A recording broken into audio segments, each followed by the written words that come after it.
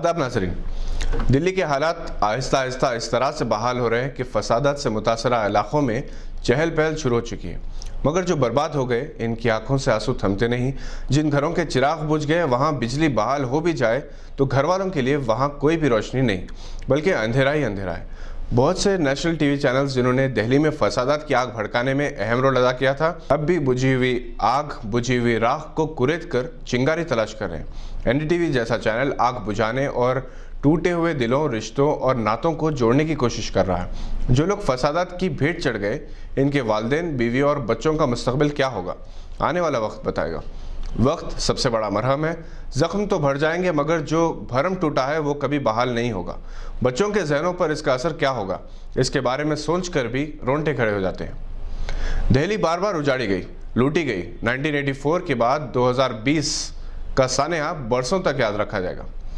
ये नरेंद्र मोदी और अमित शाह की प्रोफाइल में एक और सियाह दाग होगा। जब वो गुजरात के वज़ीर आला और वज़ीर दाखिला थे, तब भी कुछ ऐसा ही हुआ था। और जब वज़ीर आज़म और मरकज़ी वज़ीर दाखिला के मनसब तक पहुंचे तो दिल्ली में वैसे ही तारीख दोहराई गई। इन फसादात के लिए कौन जिम्मेदार है, इसका जवाब सबके पास है, मगर अभी तक कार्रवाई मुस्लिम कायदीन के खिलाफ की जा रही है। आम आदमी पार्टी के कॉरपोरेटर ताहिर हुसैन पर IB अफसर अंकित मिश्रा के कत्ल का इल्ज़ाम आयद करते हुए इनके खिलाफ मुकदमा दायर किया गया। फिलहाल वो कानूनी शिकंजे से बचे हुए हैं, जबकि कांग्रेस के साबिक़ कॉरपोरेटर इशरत जहां को फसादात भड़काने के इल्ज़ाम में गिरफ्तार किया गया।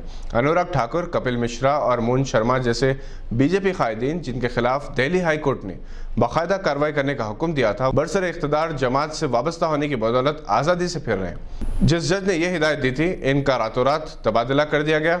जिस जज ने मुरलीधर राव की जगह ली, इन्होंने 13 अप्रैल तक की मोहलत दे दी है। दिल्ली इलेक्शन में दिल्ली की अवाम ने बीजेपी और संघ परिवार को शिकस्त देने के लिए आम आदमी पार्टी को ज़बरदस्त अक्सरियत के साथ तीसरी मरतबा इख्तिदार की कुर्सी पर ला बिठाया, क्योंकि केजरीवाल का इमेज एक सेक्युलर हिंदुस्तानी लीडर का इमेज रहा है। मगर इलेक्शन के 2 हफ्तों बाद दिल्ली के बदतरीन फसादात में इनका जो रोल रहा, इसके बाद इनके किरदार को मशकूक कर दिया।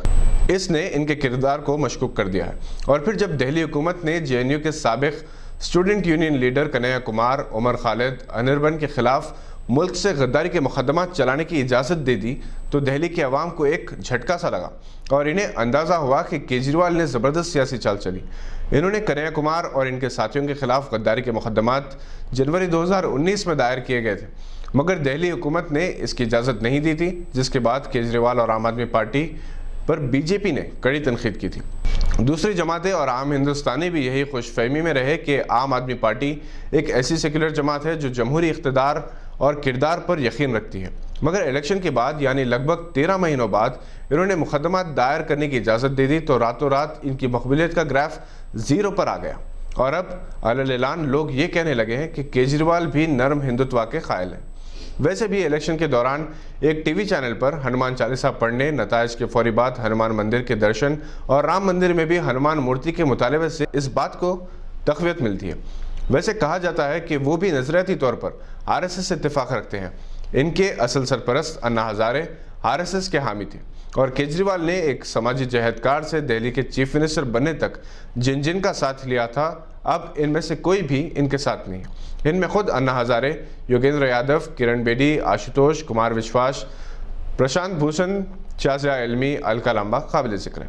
जहाँ तक कन्हैया कुमार पर मुकदमे की मंजूरी का ताल्लुक़ है, नई दुनिया के एडिटर और साबिक़ MP जनाब शाहिद सिद्दीकी का कहना है कि बिहार के इलेक्शन से कन्हैया कुमार को दूर रखने के लिए केजरीवाल ने बीजेपी से खुफिया साजबाजी की है।